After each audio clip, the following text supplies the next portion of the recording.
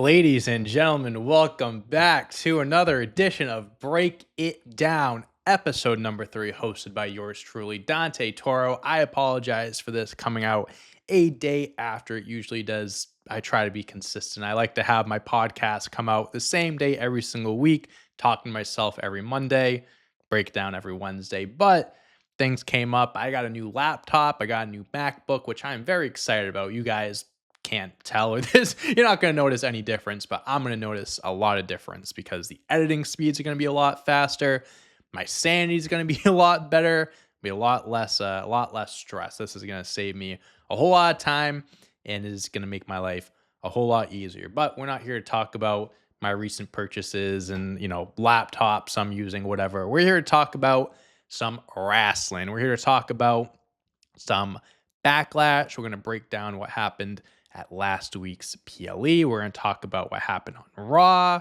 We're going to talk a little bit about SmackDown because there's not really wasn't really too much to really go over. It was the go home show before Backlash. So a lot of filler stuff, things to get us prepared for the show. Nothing we really have to go over. And then I have some hot takes / comments that I didn't get to last week. I'm so sorry, guys. It's one of those things where I said, leave in the comments for, I'll mention you, whatever. And then next week came and I had the whole rundown and it took a little bit and I just didn't think of it. I do have some comments for you though, that I have some comments of yours I'm going to go over. And yeah, so let's jump into WWE Backlash. So I want before we get started, I want to thank some people, or I want to give a shout out to some people. So I live streamed Backlash this past weekend. I try to live stream as many PLEs or like big events as I can. Now that I'm solo content creator and stuff, I try to do live streams as much as I can. I had an idea where I was gonna live stream Backlash by myself. I went home for the weekend for Mother's Day. And I was with a few of my friends, and I'm like, would you guys want to watch together, live stream it? Because we were kind of talking about it. So my two friends, Matt and Peter, we all got together and we live streamed it together. And there was a good amount of people in the chat and watching us and everything. And it was a fun time. I'm happy that people got to enjoy it. If you were there, I hope you had a good time and got to enjoy Backlash with us. I watch wrestling weekly, almost every single weekly episode of WWE. Matt is in the know of stuff. Yeah, I wouldn't say he watches it consistently, but he follows it and knows what's going on, at least the bigger storylines. Peter doesn't really know much. He doesn't know anything really about what's going on today. He knows some wrestlers and some big names, but he really just started getting into the history of wrestling and looking into it. He's been getting a ton of TikTok clips, and I always send him clips and stuff because since I've been doing this, Peter's been a great friend and getting more into wrestling and all that stuff. So he was down for it. They both had a great time. Peter, again, the non-wrestling fan, loved it. We were at his house filming and everything, and I said to him, it's your house. If you want to do this again, we can, but if not, all good. He was like, when's the next one? I want to do this again. So Money in the Bank, I think it's June 7th. I originally thought it was the 10th, but I think I was getting days mixed up. June 7th, Money in the Bank in LA. We will be live streaming and we will be doing a watch party. So it'll at least be me and Peter at the very least. Taylor might be there. Matt might be there again. We're planning on doing some fun stuff during the live streams too. So we might, I say we might, we are. We're going to do a hot dog eating contest for the pre-show of Money in the Bank. We're going to do a lot of fun stuff, a lot of interactive stuff with with the audience, the people in the chat. So I'm gonna keep hyping it up the closer we get to it. But just so you guys know, we are planning on streaming it again. It'll be a good time. And thank you for joining the Backlash live stream. But okay, let's jump into the matches. We had 5 matches on this card. Of course, that's WWE's thing. 5-match PLEs. We started off with the U.S. Championship match. Jacob Fatu defending his United States Championship against LA Knight, Damian Priest, Andrew McIntyre. Originally, I think the IC belt, Penta versus Dom, was supposed to open up the show. They started with this one instead. I'm all for it. This was one of my favorite matches of the night. I am a slut. I am a whore for multi-man matches, especially one that involved big, meaty men like Drew McIntyre, Damian Priest, and Jacob Fatu. These guys went crazy. They had a great match. Like I said, anytime you can put together a fatal four-way, a multi-man match that has the talent that had, the talent that were in this match, it's going to go crazy. WWE has been on this. They've been on a streak of multi-person matches at WrestleMania. They had a handful, the IC title match, the women's championship match, night one main event, of course. It's the perfect match type when you have so many talented superstars and you can just merge a few stories together. I think it made sense here. Damian and Drew had their thing going on. LA Knight, Jacob Fatu had their thing going on. Put them together, you create magic. So throughout the match, everyone was getting their hits and everyone was looking good. Damian Priest and Drew McIntyre left the ring and work out with the crowd. They were doing stuff on the outside for a little bit. At one point, I think it was Damian Priest hit a South of Heaven choke slam off of a platform through a table. As soon as they landed, my buddy Matt was like, it looked like Drew McIntyre missed the table or hit his head. We didn't know what was going on because then they cut to what was going on with Jacob and LA Knight. Apparently, Drew McIntyre got pretty banged up. I don't think they confirmed what he got. I would have safely assumed he got a concussion at the very least. It did not look good. One thing I will say though, before I get to the finish and everything, I don't know what else Drew McIntyre has to do to prove that he should be in a better position. And this match was great and I have no issue with him. Him being the biggest name here elevated the match, elevates the championship, makes people care about the US belt. Drew McIntyre wants it, but he should be going after the WWE championship. He should be in the WWE championship picture. He should be in contention to dethrone John Cena when it's all said and done. I think him getting the rub from Cena would be great. Drew McIntyre deserves something. He got the world championship win in front of the crowd to lose 5 minutes later. Drew needs a solid, we say solid, and we talk about guys they should have this length of a title run, they should have the belt for this long. We throw that terminology around for some people, whatever, but when I say this, I mean this. There is no one on the roster that truly deserves a long title run more than Drew McIntyre. I wholeheartedly believe that. If Drew McIntyre won the WWE championship at any point this year and he held on to the belt until 2027, you wouldn't hear a complaint. You wouldn't hear a peep out of me. That's what I think he deserves. But anyways, we get back to the ring, or there's still stuff going on the outside. LA Knight is looking to jump onto Jacob through the announce table. Solo comes out, pulls him out of the way. As LA Knight goes to attack Solo, Jeff Cobb comes out through the crowd. This big motherfucker comes in through the crowd, beats up LA Knight, throws him in the ring. Jacob Fatu is very confused. He did not expect Jeff Cobb to be there. He's wondering what's going on. Solo recruited him. Jacob Fatu eventually does pin and defeats LA Knight, Drew, and Damian to retain his United States Championship. So now we have a new member of the Bloodline. We knew Jeff Cobb was going to show up at some point. There were reports going around that he had signed with WWE. We just didn't know if he was going to be in, he's going to show up at TNA or NXT. I don't know why I said TNA. If he's going to show up in NXT, going to be on the main roster. He's 42 years old, so he, has some experience. I don't have an issue with Jeff Cobb. I really don't know much about him. I know where he comes from. I can't say I've watched many Jeff Cobb matches. The clips I've seen, he looks great. He looks big, and he looks scary. His build is insane. It reminds me of a rhino build, kind of. Just a weird body type, but a guy that I would not want to fight, and I would not say anything bad about. So actually, Jeff Cobb, you have the perfect body type, my man. Keep it up. So yeah, Jacob Fatu retains the U.S. belt.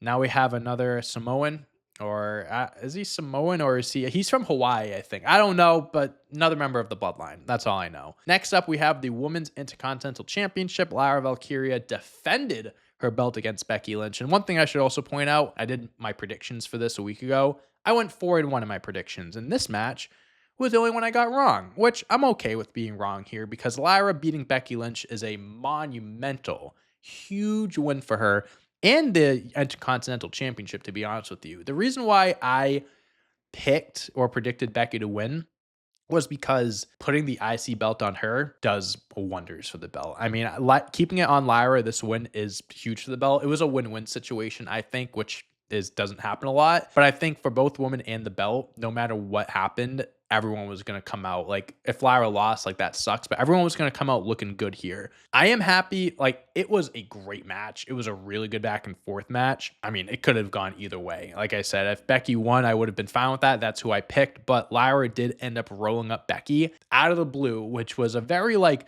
it was really picking up. And then it was quick roll up, 1, 2, 3. In the heat of the moment, the way the match was going, that makes sense that it ended the way that it did. Becky Lynch beats up Lyra after, so even though Becky lost, she did stand tall at the end, and Lyra did look great. She was standing tall at the end as well. After Becky left, holding up the belt. Lyra Valkyria has been an awesome IC champ over the last few months. The first few months or a month or two into her reign, it wasn't anything great. Not to her fault. I mean, she won the belt and then didn't get showed on TV for the next like 2 or 3 weeks. So you can't blame her for that. But it's really picking up now that Becky Lynch is back. I'm assuming Bayley's going to come back at some point too, whether it be, I'm to take out Becky, I'd assume, but another contender for the IC belt, down the line.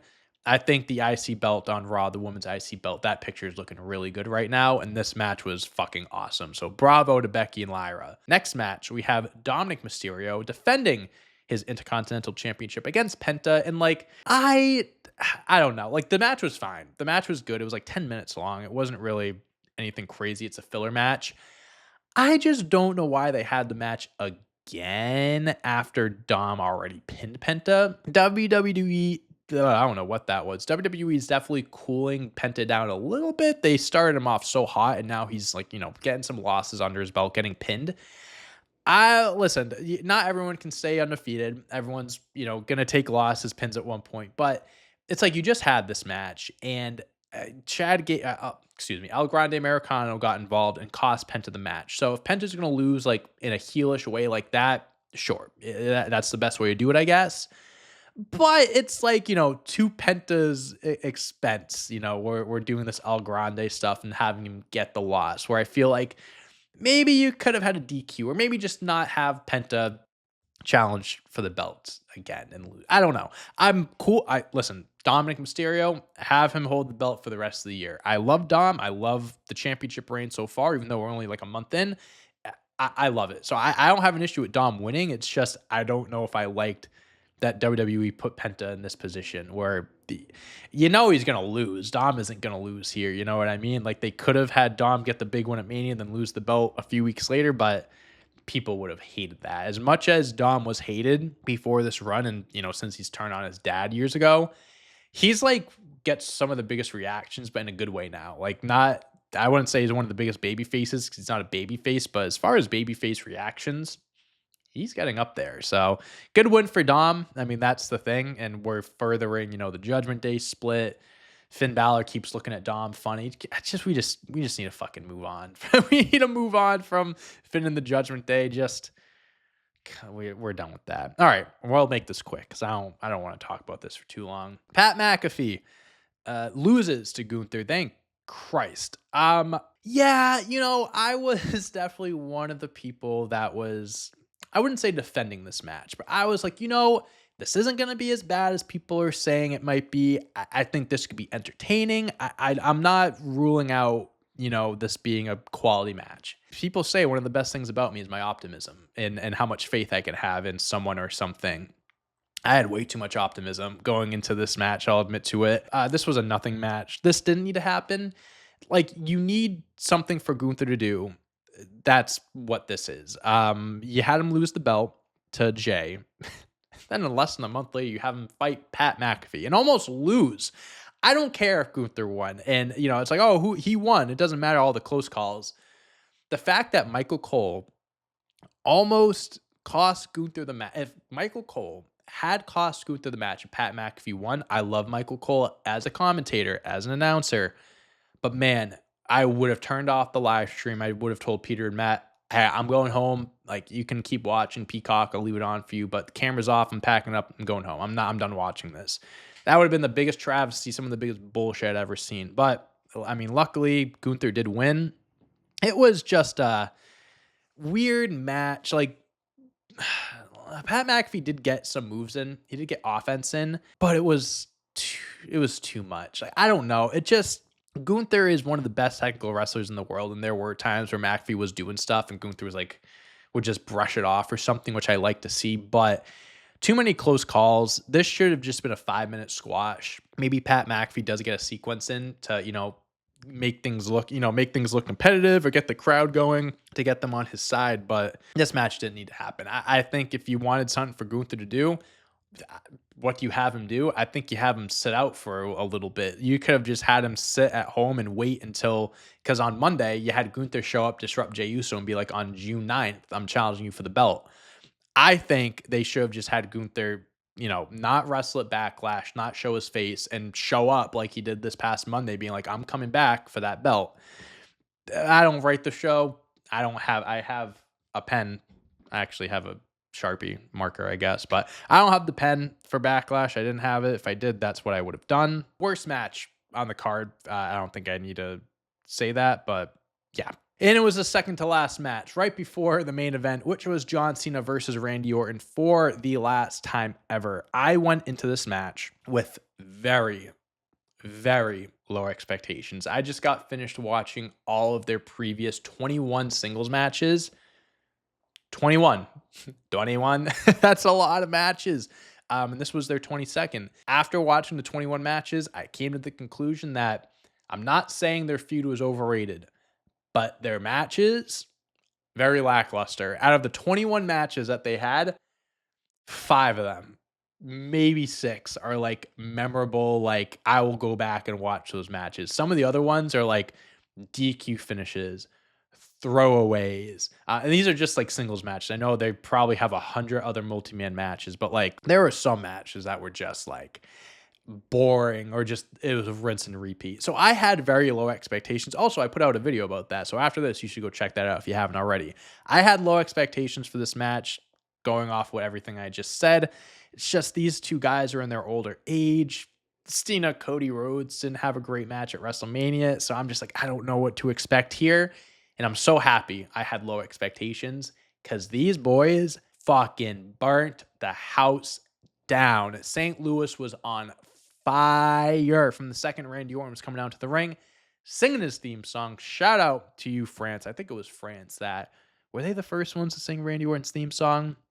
Was it France? If it wasn't, I apologize. Someone correct me in the comments of who it was. But since they came back from their international tour, whoever was singing his theme song, it stuck. And I'm very happy that it is, because it is a very fun theme song to sing along to. And I love hearing the crowd sing along at once. But anyways, crowd was electric. This match was really fucking good. I mean, they were playing the hits, and listen, as much as I said earlier, like some of their matches were stinkers and not memorable at all, it's undeniable that they have chemistry. It is undeniable that they are wrestling soulmates, you can say. When you fought someone 21 times, just one-on-one, you got to have something there. I don't think we would have made it to 21 if they hadn't had chemistry, but they were awesome. They were playing the hits, attitude adjustment after attitude adjustment, RKO after RKO. We were going crazy when they were hitting their moves. Peter and Matt were losing their mind. Peter was jumping up and down, screaming.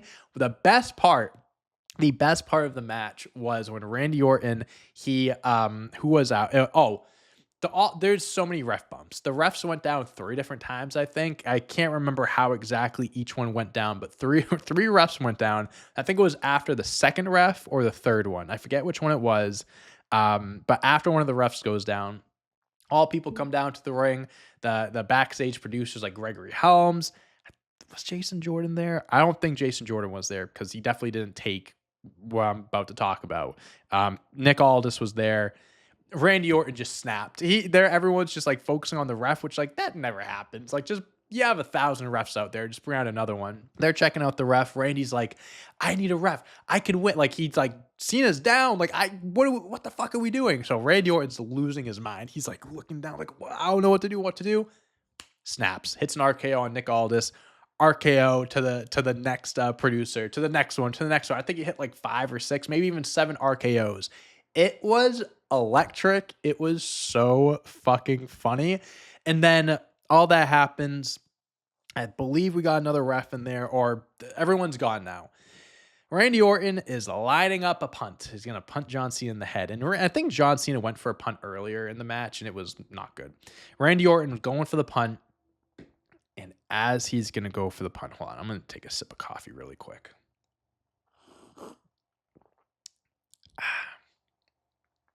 Our fucking truth comes out and stops Randy Orton from hitting Cena with the punt.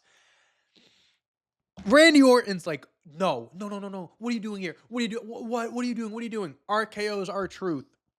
John Cena low blows Randy Orton, hits him with the belt, wins the match.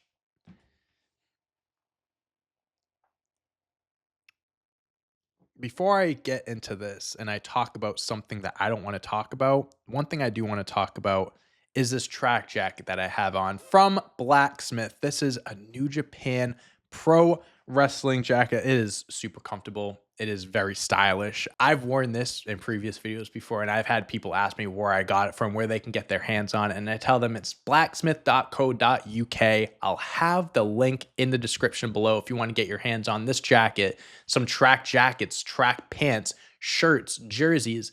They have it. Check out their website and use code Dante15 for 15% off your order. That's code Dante15. Use that at checkout.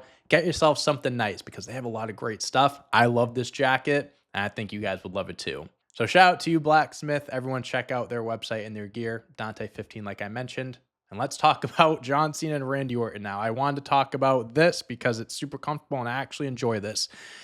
I can't push off John Cena, Randy Orton anymore. So the match was great. The match was fucking awesome, guys. I can't put into words how much I actually enjoyed that match.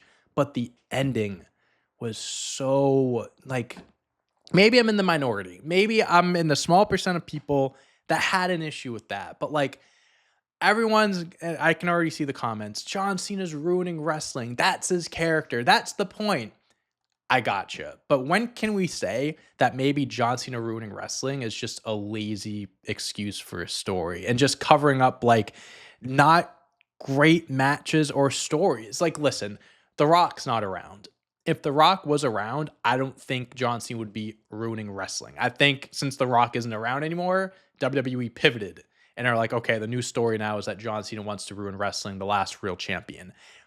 I could be wrong. I could be so wrong, but that's just what I'm getting from this. And it's like, John Cena, R-Truth. I love the bit. I have always loved the bit. And they're going to have a match. I bet it's going to be at Saturday Night Main Event or something like that. And I'm cool with that. Like, I'm fine with the John Cena R-Truth story and the eventual match that will happen. I just hate that they had to set it up during John Cena and Randy Orton's last ever match. Like, that ending did not need R-Truth. You could have done everything that you did and then have John Cena, the low blow title shot, fine. Like, that's heel John Cena. He wins in a heel way. I'm cool with that. But you have him win the championship with the help of Travis Scott. Then you have him defend the belt against Randy Orton with R-Truth. Like, it's too much. That's too much silliness. Just have John Cena have won, and then afterwards at the press conference, R-Truth comes out and was like, hey, John, like, I saw that. Like, I don't know if I agree with how you won, blah, blah, blah, blah, blah. And then you have John Cena attitude of just R-Truth, and boom, you have exactly what you have now. You have everything that you just accomplished by having R-Truth come in the match, by not just saving it for the press conference. And what's also sucks is that, you know, when the time does come and it's John Cena versus R-Truth and I, you know, show my support for it on Twitter or here, people will be like, oh, but you hated the match. You hated the ending. Two different things. I could hate the ending. I could hate that R-Truth got involved in the match, but enjoy the actual match and the story when it happens. I just don't like that they did all of that to get to the eventual match. And I'm already pretty, like, I'm a very optimistic person. I really try to look at both sides, you know, glass half full. But like this John Cena heel run, I love the heel John Cena, but it's just we're missing something. It's lacking some substance. We're missing some backstory. Like every week, it's the same shit, just worded differently. Of like, you guys have been booing me. This is a toxic relationship. He hates us because we booed him 10 years ago, 15 years ago. Again, I think it's just a big pivot because of The Rock not being involved. The match was great. Super happy. I had low expectations because it blew my expectations out of the water. But that ending was dog shit. It was dog shit to me. And if I'm in the minority, if I'm in the small percent, fine. I'll take it on the chin. I'll die on that hill. But they did not have to have R-Truth get involved in the main event of Backlash in St. Louis, Randy Orton's hometown, costing him the match in his last time ever against John Cena. Not a fan of it, but it is what it is. That's part of the show. That's wrestling. You don't have to like everything, and it's our job as fans and I guess content creators to have our opinions and critique it where I feel like it needs to be critiqued. And yeah, that's just my opinion. So that was Backlash. Overall I thought the show, for what it was fine. Probably not a show I'm gonna go back and watch many times back. Like, I mean, the US title match, I would revisit that again. The women's IC match was really good. Cena Orton before the whole R-Truth thing, I would want to watch again. So yeah, I thought it was a pretty good show. It's the first PLE post-Mania. It's never going to be it's not going to be a barn burner. It's not going to be the, biggest match. They had Cena and Orton, but you're not going to have the biggest names there and all that. So for what it was fine. But Pat McAfee and Gunther, you take that off and replace it with an actual good match. Could have been a very memorable show.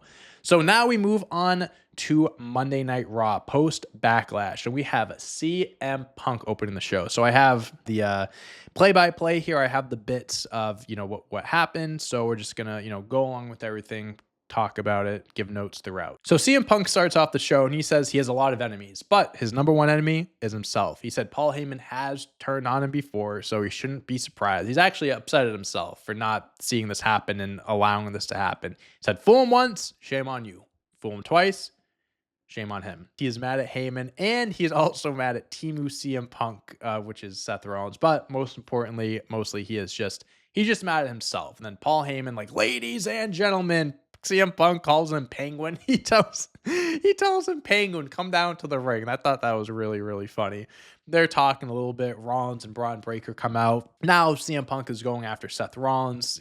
These two, they don't like each other, as we know. CM Punk basically telling Rollins that he is nothing but a song kid. And then sooner or later, the bell has to ring, which I thought was a very confusing line. He said when the music stops and the crowd who are singing along with your music, they're chanting for CM Punk instead. The whole nothing but a song and the bell has to ring sooner or later. You know what, Punk? I'd argue that Seth Rollins is the last person to say that too. I get like the nature of that comment and them one-on-one, and CM Punk has gotten the upper hand on him more so than Seth, I believe. But Seth Rollins is one of the best wrestlers in the world. There is no doubt about that. So I don't think that is a line that makes too much sense. If it was against someone else, maybe, but not against Seth Rollins. Seth Rollins says, CM Punk, you're trash. You're absolute trash. He says that when he thinks he couldn't hate Punk anymore, he cost him the World Heavyweight Championship the week before, and now he's looking at him like, I want to fucking kill you. CM Punk is saying that he's never going to be a champ as long as CM Punk is standing on his own 2 feet. Braun Breaker comes down, attacks Punk. Seth Rollins comes down. It's a numbers game. Sami Zayn comes out to make the save. Numbers game again, 2-on-2, but Sami Zayn's getting beat down. Jey Uso comes out. He makes the save for both Sami and CM Punk. They're outnumbered. Seth and Braun, 2 weeks in a row. Listen, we might need a third member. They might need a third member. I don't know when or if this third member will debut or show up soon. So we have announced Seth Rollins and Braun Breaker versus CM Punk and Sami Zayn at Saturday Night Main Event. Maybe a third member shows up there. I don't know if Saturday Night Main Event is the biggest or the best place to do something like that. I made a video right before this where I gave my predictions for Money in the Bank. I gave like my match card predictions, what I think will happen, participants, blah, blah, blah. I think that this match could have implications for a potential Money in the Bank match and then maybe potentially SummerSlam. I don't think a third member should get revealed until like a big event, maybe like a SummerSlam and maybe like a Money in the Bank or something like that.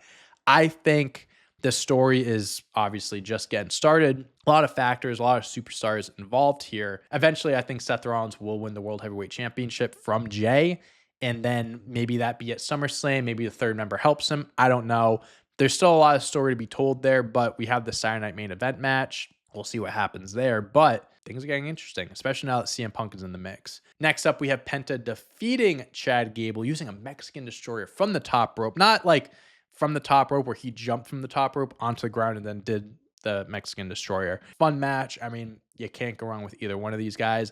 I do expect both of them to be in the Money in the Bank match. I did say I made my card prediction and everything for Money in the Bank. Spoiler alert, the video is coming out tomorrow, but I do have Penta and Chad Gable both being in the match. I think they'd be incredible in the Money in the Bank match. Whenever they set foot in the ring together, they're incredible.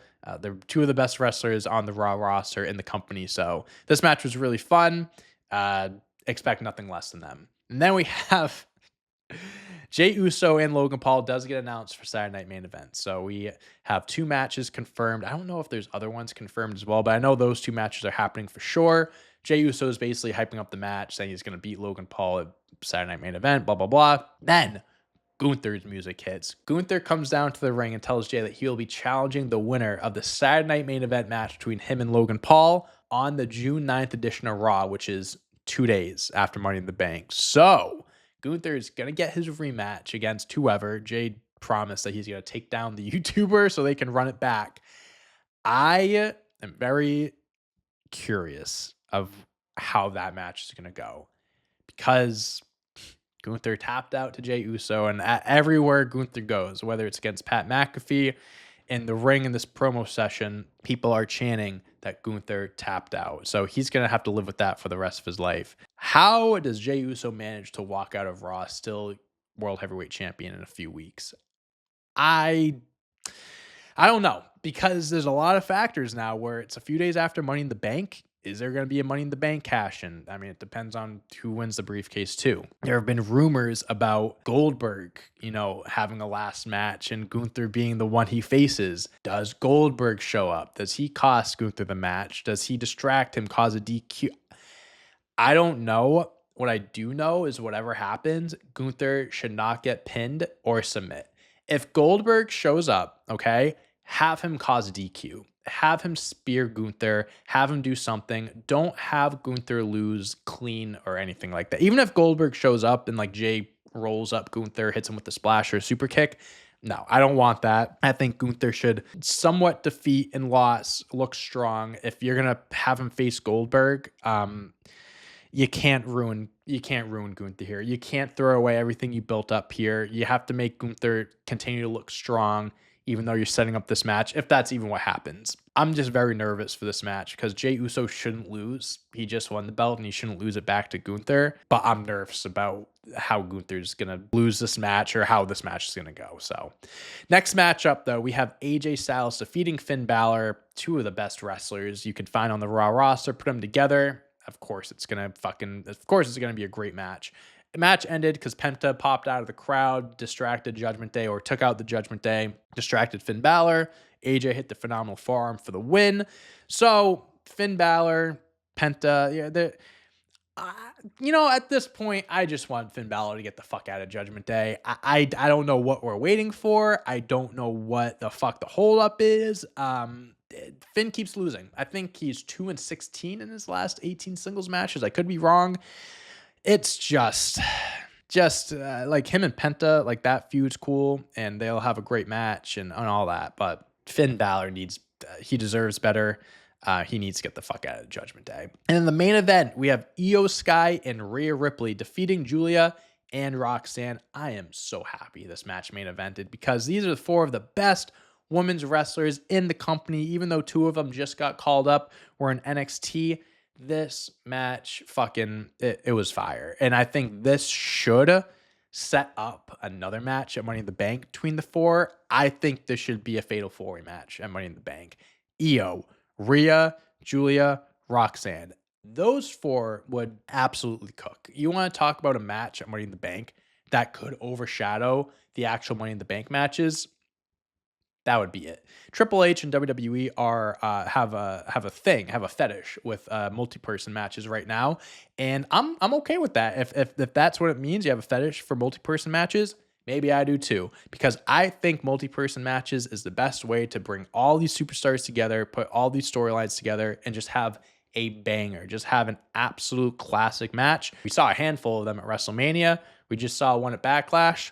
Let's have another one at Money in the Bank. I really hope this sets up a fatal 4-way match between the 4. I think Io Sky should win, but why not have another multi-person match? It would be pretty fun. So that's Raw. I say we jump over to SmackDown. We'll briefly talk about SmackDown, maybe a little bit of NXT. I don't have any NXT notes, but we'll put that up. We'll pull that up and talk about that after we get to SmackDown. So again, this was just, the go home show for Backlash. So a lot of this stuff, like, not relevant now. It's just really setting up the matches. Damian Priest and LA Knight defeated Drew McIntyre and Jacob Fatu. Alexa Bliss did return. She teamed with Zelina Vega to defeat Chelsea Green and Piper Niven. I hope Alexa Bliss, they keep using her because she's been all over the place. She hasn't really been featured on TV after returning at the Royal Rumble. So yeah, I hope that she just remains in the mix. And where's the Wyatt Six? Wyatt Six, Alexa Bliss. Let's just stop fucking around. Let's put them all together and let's get something going here. Charlotte Flair comes out. She's basically saying that she's going after the women's title again. She's proud of her match against Tiffany. And then she says she's the GOAT of women's wrestling, which to each their own. Accolades wise, I think for sure. And no, honestly, like Charlotte Flair is on the Mount Rushmore women's wrestlers. I don't think there's a doubt about that. But she's saying she's the GOAT of women's wrestling. The fans are booing. They're continuing to boo. And she's like so confused. She says if they continue, she's going to leave and never come back. And they started cheering. They started going crazy in the crowd. She says she's giving them one more chance. And if they continue to boo, she's going to leave. They continue to boo. She took the mic, slammed to the mat, left the ring. And then she was backstage talking to like Nick Aldis. I think he was like, hey, you can't do that, blah, blah, blah. Alexa Bliss is there. And she pulls Flair to the side and she goes, I want to have a chat. I don't know if they had the chat yet or they're going to have the chat, but a chat is going to happen. I don't know what that's going to lead to. I just talked about Alexa and the Wyatt Six being put together finally. I don't think Charlotte Flair will have anything to do with that. So I don't know. Very interesting something to keep your eye on. Maybe everything I just said about the Wyatt Six we pushed to the side and Alexa and Charlotte are a team now or something. I don't know. Next up, we have Nia Jax defeating Jade Cargill to become the number one contender for the Women's Championship, Tiffany Stratton's Women's Championship. I know their story never got finished and the chapter never closed between Nia and Tiffany. So I'm okay with this match. I wouldn't have picked this as Tiffany's next opponent after beating Charlotte. I think it's definitely a step down, but I think it's fine. Fraxium defeated the Street Profits. I was taken back by this. WWE really trusts Fraxium and they have big plans for them, obviously. I am shocked they got that big of a win. I'm shocked that they had this big of a match this soon into being on the main roster, but I've said it before, they're the best tag team in wrestling. They're the best tag team on in WWE at the very least. Yeah, I mean, it shouldn't surprise people that they are able to beat the Street Profits. It's just crazy how they beat the Street Profits this early into their main roster run and while Street Profits are champions. I don't know. I mean, I don't think they should, but like maybe Fraxium upsets the Street Profits and wins the tag team championships. That's what Motor City Machine Guns did when they debuted. They won the belts like very soon after debuting. Maybe they do the same thing with Fraxium. I mean, they're fucking great. I'm excited to see what they do with them because clearly they have big plans. So big win isn't even the word. That is a huge win for them. Then we have Aleister Black defeating Carmelo Hayes.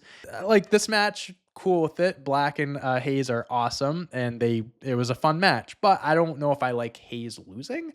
I know it was a roll up, and it was like there was some chaos, some shenanigans, but I don't know. I feel like, they have the Miz story and everything. Carmelo's with the Miz, so like he stepped in. But I don't know. First of all, split up Carmelo and the Miz. Let's just get that out of the way. Is it the worst thing that he got the loss or you got the pin? No, but I would just prefer him not eating pins. And I think we could stop that. He just won the Andre the Giant Battle Royal. Have him go on a run here. He shouldn't be losing matches. And then the last bit of the show was John Cena had a promo hyping up the match. Randy Orton, a fake Randy Orton came out to RKO Cena. Cena gave him an AA.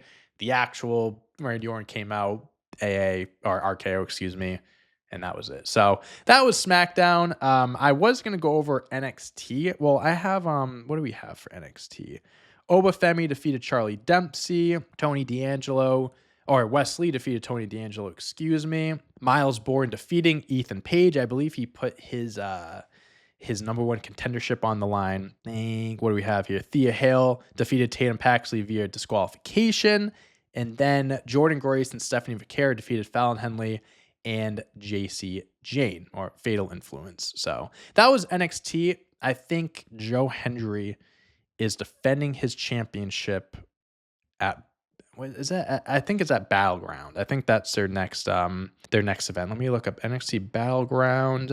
It's taking place on May 25th, my birthday. So that'll be maybe we'll stream that day. I don't know. But we have Obafemi versus Miles Bourne for the NXT Championship. Stephanie Vaquer versus Jordan Grace for the NXT Women's Championship. Joe Hendry versus Trick Williams for the TNA Championship. That is crazy. A TNA championship is being defended at NXT. Then Tony D'Angelo versus Stax in a singles match. So that's what the card's looking like. Pretty fun. I think Miles Bourne and Obafemi will be that's a different match, but I'm excited for to check out that event when it happens in a few weeks. But okay, let's look at some hot takes and some comments from a few weeks ago. So if you have any comments, hot takes, questions, opinions on anything that's happened this past week in wrestling or moving forward, put it down below. I'll pick a handful to read off in next week's episode. So let's jump into it. First one we have here, hot take. Cody Rhodes needs to turn heel and lead a small faction of dominance, kind of similar with what he did with the Bullet Club. I honestly am all for Cody Rhodes' heel run eventually. I was honestly like okay with if he sold his soul to The Rock and they did that, because I imagining Cody Rhodes with slick black hair like he used to have, and whether it's leading a group or not, I just really want heel Cody Rhodes. I know he's the biggest baby face, and if it does happen, it won't be for a bit, because why would you ruin, this baby face run? The kids love him. Everyone loves him. But a heel Cody would be fucking awesome. And I do wish for that. I don't know a faction. Maybe he could be like a new legacy, or like he's Randy Orton now and he picks two young guys. All I know is I do want a heel Cody Rhodes at some point, group or not. Hot take. Stephanie Vaquer should win the world championship while she still has the NXT championship and defend both on pay-per-views. Has there been an instance where an NXT world champion won a main card title? I think Paige did. I think Paige may have won the Divas Championship when she was the NXT Women's Championship. And I think she had to relinquish the NXT belt, which makes sense. Stephanie, first of all, one of the best female wrestlers in the world, not even just in the company, in the world. Fuck it. They should have had her hold all three belts. So Women's North American Championship, the NXT, and a Women's Main Roster Championship. If they did do that, which how they would book it, how they'd go about it, I don't know. But if they did somehow pull off something like that, I mean, they're presenting her as the best female wrestler on the roster immediately. I love her. I do think that that is a little too much, and this might be a little bit of like a fantasy booking type thing. But if they didn't have Stephanie hold on to both the North American and NXT championship for a long period of time, I don't know if they'd have her hold on to two different world championships. As cool as that would be, I don't think so. This is a bit of a longer one, so I'm not going to read the entire comment, but thank you for this, awesome bros. I'm not sure if this is actually unpopular or not, but Seth Rollins needs to be a full heel after this past episode of Raw. So this was 2 weeks ago, I believe, when they, debuted the group, or was this? Oh, yeah, no, this was the first episode of the group being together. So just so we're on the same page here. The goofy outfits and the song and the silly dances were fun for a while, but it's time to move on. He should have moved on right after Mania, but the first thing we see him in is bright yellow. I get the perspective. I get where you're coming from. And like Seth Rollins is going to be a full-blown heel. He should, dress differently, dress more of a heel, not of like a goofy clown. I wouldn't say clown. The Rock calls him a clown, but I don't mind it, because if he's the center of the group and he's kind of like the Messiah, or he's kind of like how CM Punk, when he had the Straight Edge Society, he had everyone around him shave their head except for himself. So it's like Seth Rollins, like he has, if they bring in another person or not, he has these guys around him that, dressing in all black suits, whatever, but Seth Rollins stands out because he's still himself and he's dressed like he does. I get where you're coming from, and I'm not agreeing or disagreeing. I never looked at it that way, and I personally don't have a preference of how he dresses for this run and this group and stuff, but I completely get where you're coming from. I think that's a logical, a logical thing to ask for or want to see. How would you book Karrion Kross? Would you align him with Seth Rollins and Braun, or would you go another route with him? I love your videos and I'm so glad to see you doing weekly wrestling talks again. Thank you, Jordan. I appreciate that. How would I book Karrion Kross? This might be unpopular. I wouldn't put him in the group with Seth Rollins and Braun Breaker and Paul Heyman, as much as I think obviously it would elevate him and put him in a prominent group, story, all that stuff. I'm looking at this group as like I mentioned it earlier, like a legacy, or like Seth Rollins is the main guy, the vet, and he has Braun Breaker to his right that he's going to elevate and, show him the ways, whatever. And if they add a new member, I think it's going to be another young superstar like a Carmelo or an Austin Theory or something along those lines, where Karrion Kross, he's older. How old is Karrion Kross? He's got to be like late 30s, early 40s, I'd imagine. He's 39. When's his birthday? July 19th. Happy early birthday, Karrion Kross. Excuse me, almost burped there. But as much as I want Karrion Kross to be featured more and put in a more prominent position, I don't think being in this group, I don't think it's for him. I don't think this really matches what he has going on and his character and stuff. I get where people are coming from. And if he does get revealed as being a part of their group, like, would I be confused at first and whatever? And then, I'll open up to it and be like, okay, this is fine.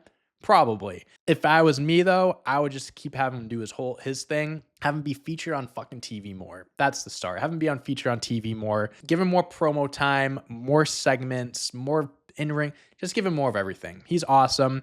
I don't think he needs to be in that group with Seth and Braun to be, elevated. He can do it on his own. Let him do his thing and let him cook. And I think that is where we're going to end it, guys. We got some good hot takes. We only read 4 of them, but we had some good ones. This is a longer episode, so make sure to put in your hot takes, questions, opinions, comments, anything you want down below. Next week, I'll try to set aside some more time to go over comments and stuff so we can go over more. Thank you guys for being here. I really hope you enjoyed this video. And again, let me know in the comments below your thoughts, opinions, all that good stuff. I'll see you when I see you. Peace out.